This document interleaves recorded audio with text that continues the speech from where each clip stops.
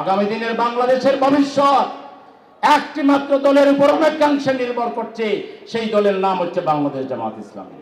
এই দলের কোনো চোর নাই, ডাকাত নাই, দুর্নীতিবাজ নাই। আমরা 53 বছরে হাজারো প্রতিষ্ঠান, অর্থনৈতিক, সামাজিক, শিক্ষা, স্বাস্থ্য গড়ে তুলেছি, কোথাও কোনো দুর্নীতির কথা কেউ বলতে পারবে না। সুতরাং এখন সেই ইনসাফ কিভাবে প্রতিষ্ঠিত হবে? খালি স্বাধীন হলে ইনসাফ হবে না। আমরা 47-এ একবার স্বাধীন হয়েছি, ঠিক কিনা?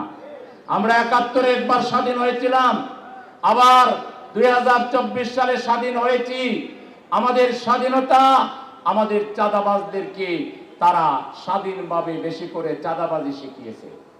মনে হয়েছিল যেন এই স্বাধীনতা চাঁদাবাজদের জন্য, মনে হয়েছিল যেন এই স্বাধীনতা দুর্নীতিবাজদের জন্য। বেপরোয়া দুর্নীতি তারা করতে পেরেছে। আমরা কি এই স্বাধীনতা চাই? আমরা কি চাঁদাবাজদের স্বাধীনতা চাই? আমরা কি দুর্নীতিবাজদের স্বাধীনতা চাই? আমরা কি অশ্লীলতা বেয়াপনার স্বাধীনতা চাই? আমরা সেই স্বাধীনতা চাই যে স্বাধীনতায় মানুষ নির্বিঘ্নে দরজা খুলে ঘরে ঘুমাবে, তার ঘরের একটা সুতাও কেউ চুরি করার দুঃসাহস দেখাবে না। আমরা সেই স্বাধীনতা চাই। আমরা চাই আমার দেশের মানুষ স্বাধীনভাবে সে কথা বলবে, স্বাধীনভাবে ইবাদত বন্দেগী করবে, স্বাধীনভাবে চলাফেরা করবে, সে ব্যবসা করবে, চাকরি করবে, বিনোদন করবে, তার ইচ্ছা মতো যেখানে সেখানে সে ঘুরে বেড়াবে। তার প্রতি বাধা হওয়ার মতো কোনো শক্তি থাকবে না। আজকে ঘর থেকে বের হওয়া যায় না।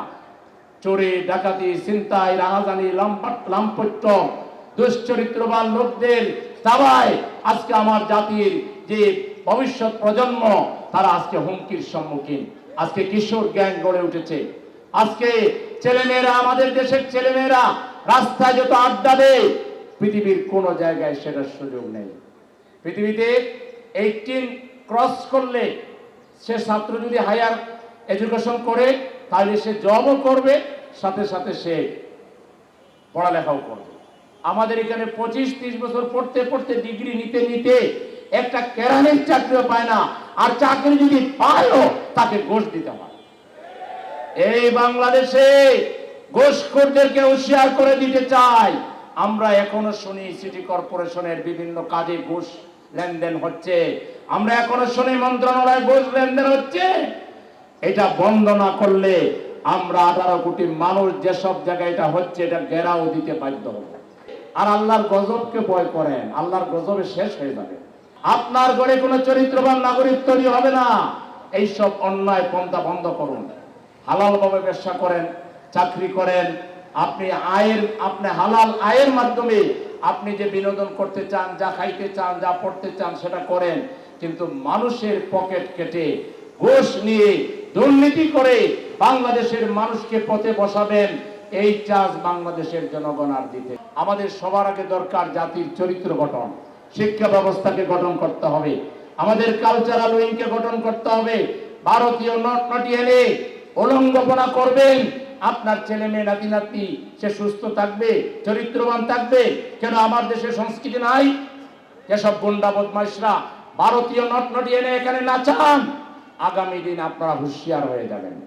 এই রাজনীতির প্রতি মানুষ ঘৃণা প্রকাশ করবে, এই রাজনীতিকে মানুষ রাস্তা করে নিক্ষেপ করবে, এবং আগামী দিনের বাংলাদেশ পরিচালনার দায়িত্ব জনগণ ইনশাআল্লাহ আমাদেরকে দিবে। আমরা সেই জন্য 53 বছর আমরা লোক তৈরি করেছি, অর্থনৈতিক সেক্টরে লোক তৈরি করেছি, রাজনীতিতে লোক তৈরি করেছি, সংস্কৃতিতে লোক তৈরি করেছি, শিক্ষা ব্যবস্থায় লোক তৈরি করেছি, সমাজ নেতা আমরা তৈরি করেছি, সামাজিক বিভিন্ন কার্যক্রমের মাধ্যমে আমরা সোশ্যাল লিডার তৈরি করেছি, জনগণের নেতা তৈরি করেছি। আমরা বসে নাই।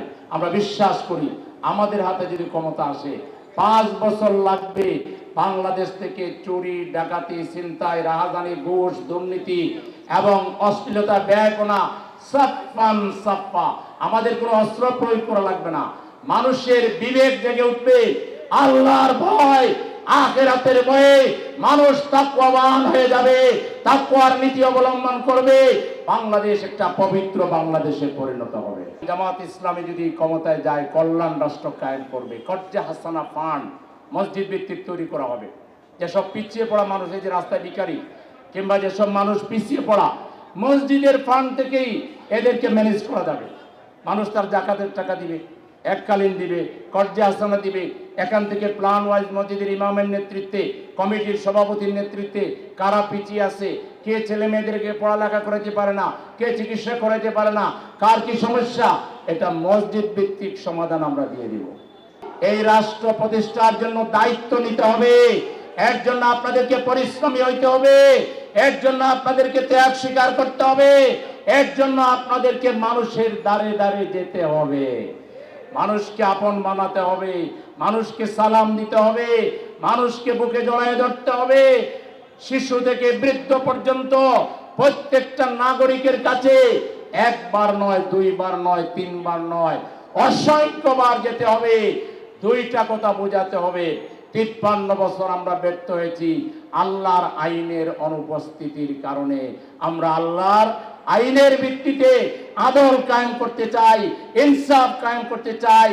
আর দ্বিতীয় বলবেন, এই বাংলাদেশের প্রধানতম সমস্যা হচ্ছে চোরেরা, ডাকাতেরা জায়গায় জায়গায় বসে আছে। তারা আমাদের জাতির সমস্ত সম্ভাবনাকে দুর্নীতির মাধ্যমে তছনছ করে দিচ্ছে। এই ডাকাতদের বিরুদ্ধে, এই চোরদের বিরুদ্ধে, এই দুর্নীতিবাজদের বিরুদ্ধে সৎ মানুষকে আপনাদেরকে সমর্থন দিতে হবে। আমাদের যে মূল চেতনা, কোরআনিক চেতনা, ইসলামিক চেতনা, দিন হচ্ছে আল্লাহর পক্ষ থেকে আমাদের জন্য মনোনীত আদর্শ। সেই ইসলাম সম্পর্কে পড়ালেখা করুন, কোরআন জানুন, কোরআনের ব্যাখ্যা বুঝুন, হাদিস জানুন, ইসলামী সাহিত্য পড়ুন এবং কোরআন, হাদিস এবং ইসলামের আলোকে আমাদের জীবন, আমাদের পারিবারিক জীবন গঠন করার চেষ্টা করুন। 2 নম্বর হলো, আমাদেরকে এখন থেকে আমাদের প্রতিবেশী, আত্মীয় স্বজন, বন্ধু বান্ধব, আমাদের কলিগ, পরিচিত অপরিচিত সকল মহলের কাছে ব্যাপকভাবে যেতে হবে।